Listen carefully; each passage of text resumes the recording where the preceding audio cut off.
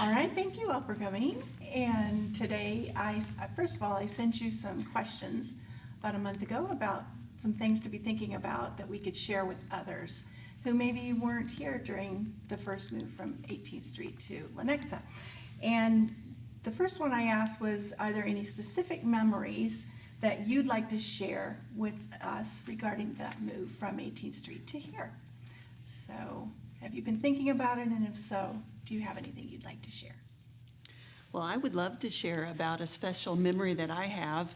I was probably a freshman or sophomore when we made in high school, when we made the decision to move. And the first step was to really just get finances in order. And how are we going to move, and how are we going to afford it? And I remember hearing the word bond. Yeah. Bond. As a freshman and sophomore in high school, I didn't know what that was. But tradition was back then that we would have testimony time once a month on a Sunday night. And I kept on hearing people say, I don't know how we're going to do this, but God has asked me to give this much for a bond, and he's going to do it. And so that kind of started me thinking, and I went to my parents and said, I want to buy a bond. I don't know what that is, but I want to buy a bond. I had a part-time job at a local flower shop at that time, so I took on some extra work, and I scrimped together, and I bought a bond, and I felt so excited about that. And then the next step was we needed to figure out how to afford the furnishings in the church. And so we began talking about different pieces of furnishing, and they said, well, pews are one of the things that we'll need. And so I went back to my parents. I said, I want to buy a pew. Well, the long pews were really expensive, not something that I could afford as a high schooler. So there was a little pew. It was a short pew, and it used to be back by where the sound system is now. And I bought that pew. And so after we moved and that pew was there, I tried to sit there as much as I could, because that was my pew. But the thing that I learned was that God is faithful. Yes. That when we go out on a limb, or when we do things that he is calling us to do, that he is faithful to help us. That's right. That's beautiful. Thank I you. also bought a bond and a pew, and I kind of have the same memory of, I didn't know what a bond was, but I knew the church needed money, and I knew that this was something that I could participate in. And when we cashed in the bond, it enabled us to have our first son. So, that is really a memory of how it paid forward, I guess, as well, not only in the church, but in my personal life as well. Right. Our children went to college with some of The bond money? the bond money, right. So, anyone else have any memories they wanted to share in that move? I remember pitching in and helping downstairs to paint, lots of painting, and I think it was carpet squares, that everybody was just kind of roaming around and doing their part to try to save money any way that we could. And I don't know how to lay carpet squares, but you kind of just came in and figured it out and worked together, and the congregation had really gelled. It really had bonded together through all of that. Right. I remember the day that we moved in. It was so exciting when the big truck rolled in and everybody pitched in getting things off. And a lot of the ladies, we brought our vacuum cleaners from home, and we vacuumed and vacuumed and vacuumed. And some of us were here very, very late, early morning. I think we left at 3 o'clock in the morning. The guys were working on the sound system, and the ladies were vacuuming the halls just one more time, kind of the snow shovel kind, where we were together going through the halls and just wearing out our vacuum cleaners. We vacuumed everything. But that's just, that was the memory, and I'm sure we were very tired the next morning. I can't tell you anything about the service, but that moving day was very exciting. Yes. Okay, let's see, another question. Are there people you can think of who would love to be celebrating with us on this special day? My grandmother passed away in May of 81, and we moved here in September of 81. She had been at all of the churches except this one. And I just remember thinking, Grandma would have loved to have been here. That's right. I imagine AW and Ida Hall would love to see their work and their effort in the church. Virgil Husher. Oh, yes. I was a college student. I was a senior in college when I started playing here in 1977, and those guys just adopted me as their granddaughter. Every Sunday morning, I'd come up to the organ to play, and there would be a big old candy bar laying on the bench from AW or Virgil Husher. And Ken's dad would work on my car when I needed it because I had no money. I was a poor college kid, and they just took me in. And Norma Jean and Carl did, and I mean, your parents, lots of good people that took care of all the college kids. The college kids followed over here a lot from Mid-America because Rich and Linda Cantwell Rich was the minister of music, that's what we called him then, and he had quite the following at Mid-America. So half the music department would trek over here, and that was probably one of the reasons we had such a strong music department over the years. Right. That's why Jeff came, Yeah. because of Rich. He was here our very first Sunday. Oh.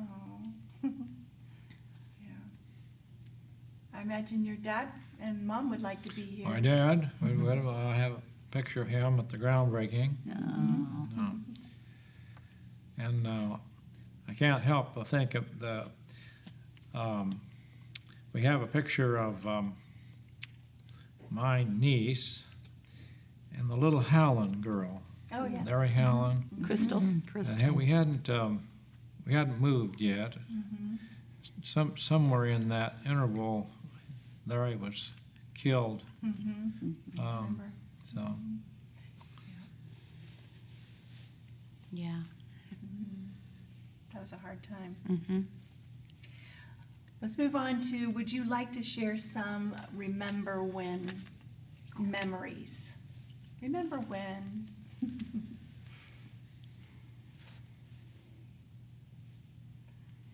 So think back to the old church, remember when? I remember when Larry Howland preached his last sermon. Absolutely. He was going to see us in heaven. Yeah, And little did any of us know. the next day, right? But any other memories? We had a really active singles group then, too. Lots of trips, canoe trips, spending a lot of time together. Again, Rich and Linda were instrumental in that. Fun times. I remember anytime a seminary couple took their first church, you know, they would leave Central, and we would have a food pounding for them. And probably nobody knows what a food pounding is now, but those of us in this room do. We would send them off with bags of groceries, and I remember that. Yeah. I remember the kids being involved in the service and just pitching in. We were a small congregation, so everybody did all sorts of things. I would stand beside Virgil or A.W. and Ida or my mom and dad and pass out bulletins, Oh, church yes. bulletins at Oh, that yes. point, or help with the offering or do different things as I grew up through middle school and high school. I think greeting was in my blood. My parents greeted Yes. forever, and so it was just a natural step to start greeting. And yeah, they Yep. Do you remember Norma Jean playing the piano and looking to see who's here? And she and I had a running conversation going. She'd talk, and we just kept playing. that's why I like to sing in the choir. I could see who was here. I remember their huge Sunday school class for the young couples, and there were so many people up it was in the big room in the balcony area. Yes.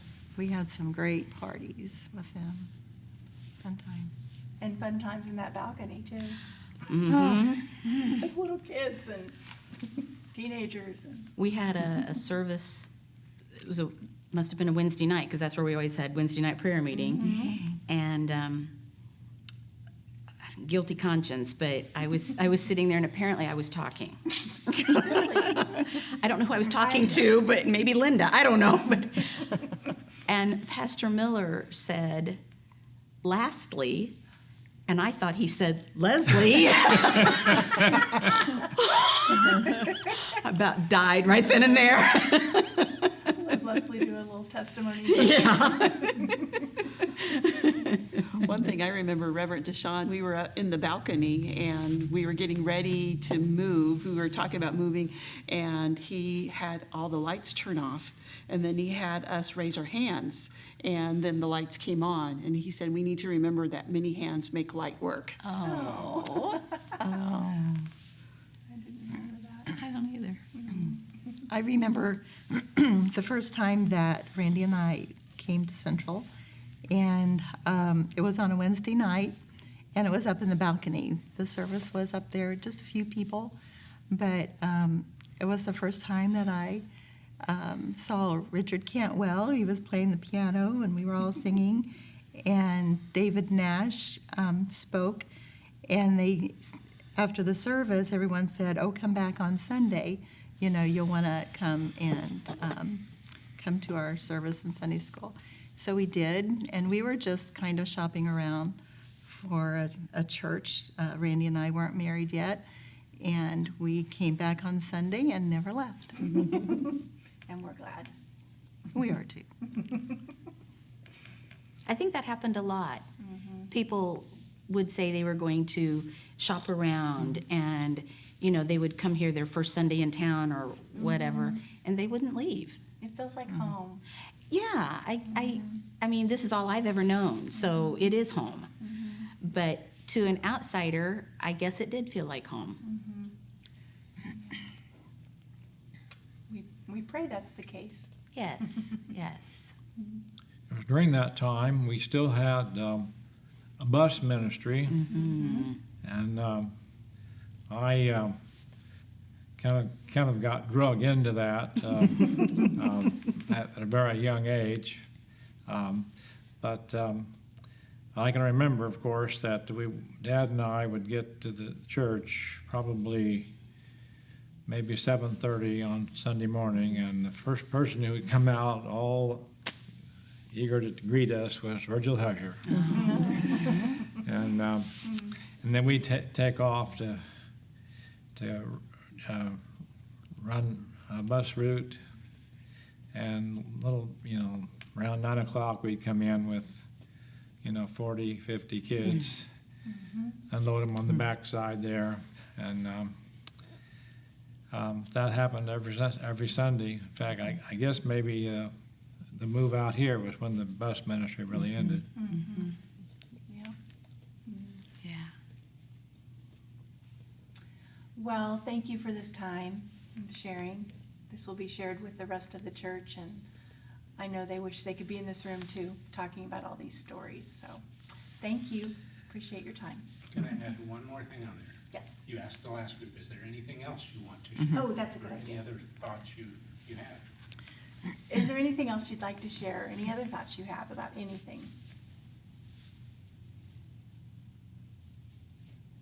I think that as I've been thinking about the past, I'm excited about what's in the future, what's coming up, because as we reminisce and we see God working through everything that has occurred at Central, I can only imagine the wonderful things that will happen in the future, because God is going to continue to be with us.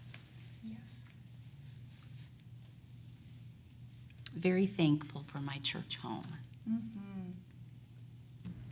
And all the good times that people rejoiced with us. They cried with us, but they rejoiced with us too. And that's what family does. I know. The hard times of today. and you have faith that it's, like Linda said, looking forward to what the future holds for Central, because we've seen what we've been through. So we know it's just going to continue. God is faithful. He is so faithful. He is so faithful. And the people that moved out here from 18th Street were small in numbers, small in finances, but big in faith, and never questioned that the Lord was leading us here. Right. This is where the new Central was going to be. And it didn't just stay with that nucleus of people. Oh, It's no. grown to people just like them. To keep carrying on. I know, yeah. And to believe that the 87th Street corridor was going to become what it is today. Yeah. Because there was nothing Yeah, out right. here when we Nothing. dug Yeah, those that's first right. holes in the ground. Nothing. There was no homes, there were no businesses. Was the road, I can't remember the road, was it a two-lane road or not? was a two-lane, yeah. But, so there was nothing here, and yet the projection was that this is going to be where we need to be. This is where we're going to be able to minister, and they were right, sure enough.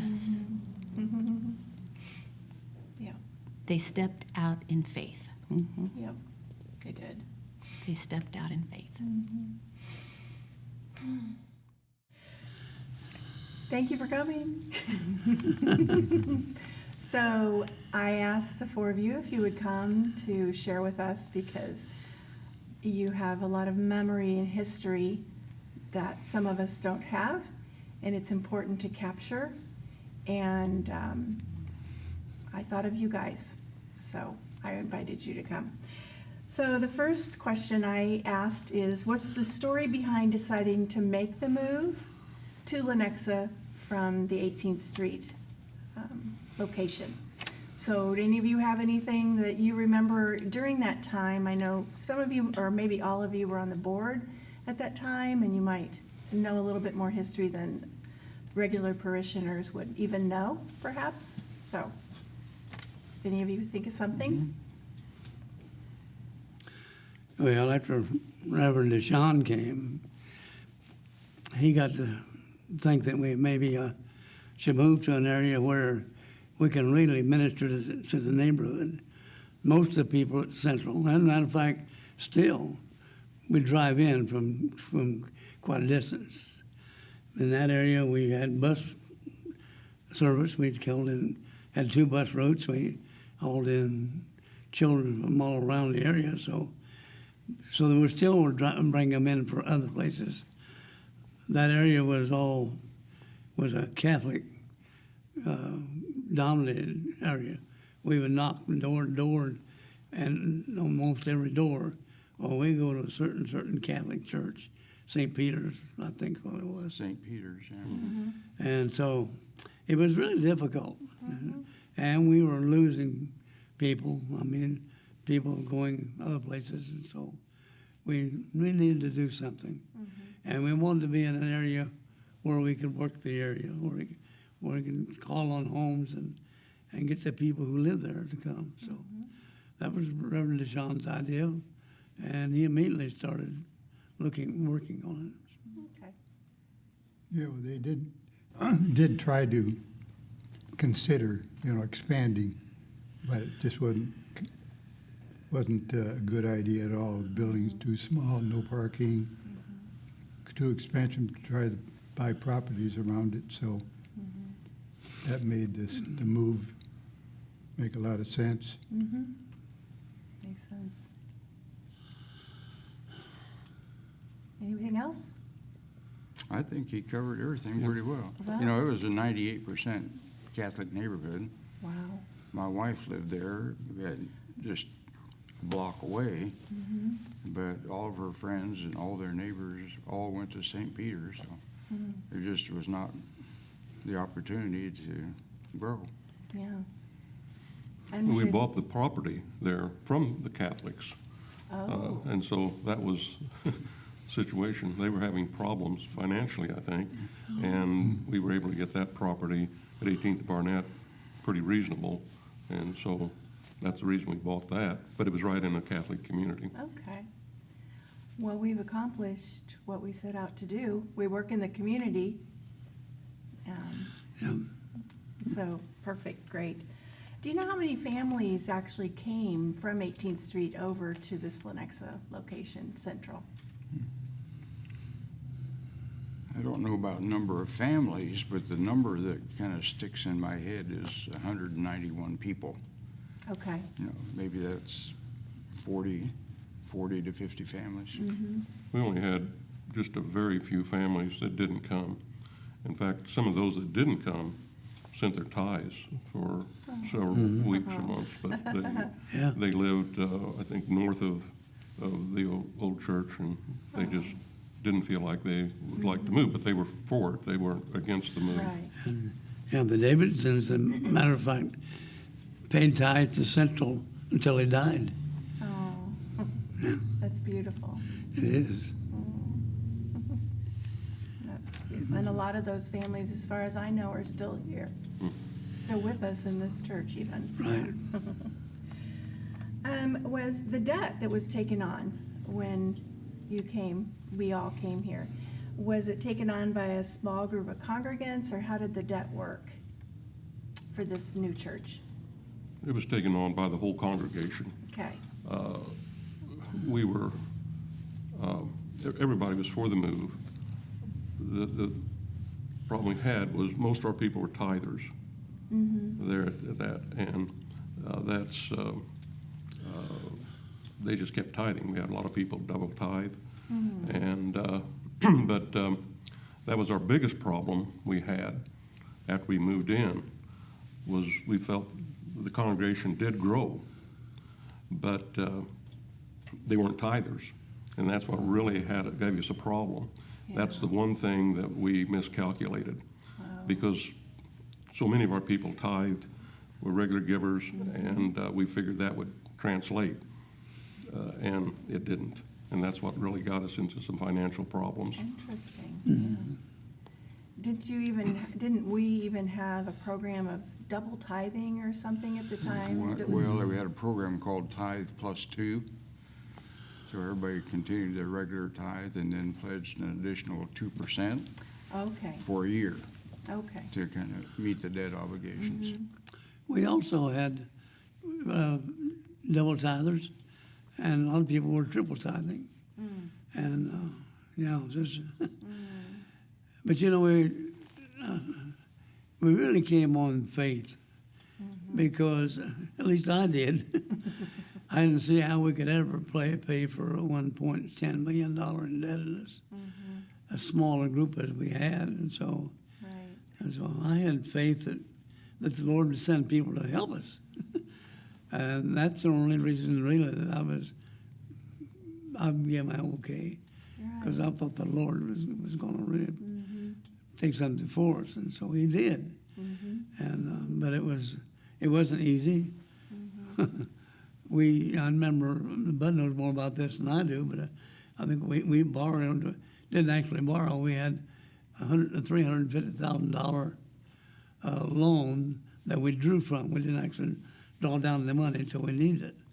And I remember we used to call on that when we come make our payment. We'd borrow from that, pay it later. And so that's really how we got by until people really started giving and things started working. And it started happening. For about 15 years, it was very tough. Too long. Most of our board meetings we spent talking about our finances. And The one thing that really illustrates the tough situation was at that time all expenditures, like on building and so forth, had to be approved by the district properties board, and they had certain guidelines that you had to follow. And the debt that we had, normally the district would not approve. They said it way over the normal guidelines, but they recognized a lot of good things about the situation, so they approved it. That's amazing. Bob was on that board. Oh, thank you you, Bob. Yeah, thank you, Bob. I voted no.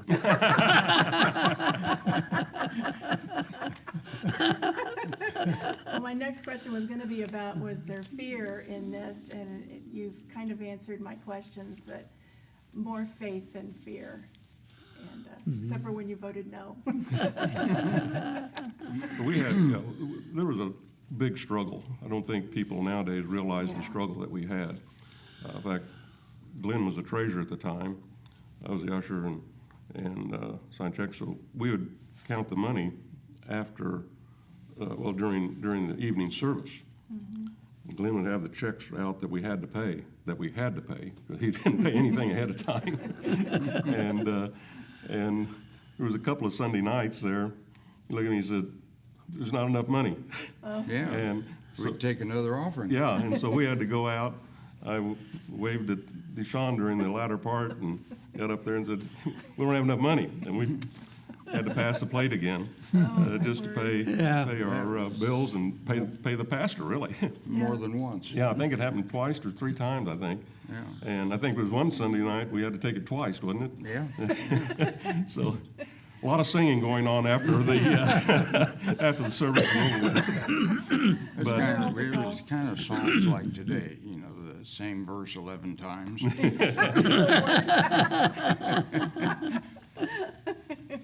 But the Lord brought us through that Yeah. and brought us to where we are today, and we're thankful for that. That's where we got our white hair during That's those right. 15 years. That's the beginning, yeah. The beginning of it. Anything else you'd like to share that isn't in my questions that came to I your tell mind?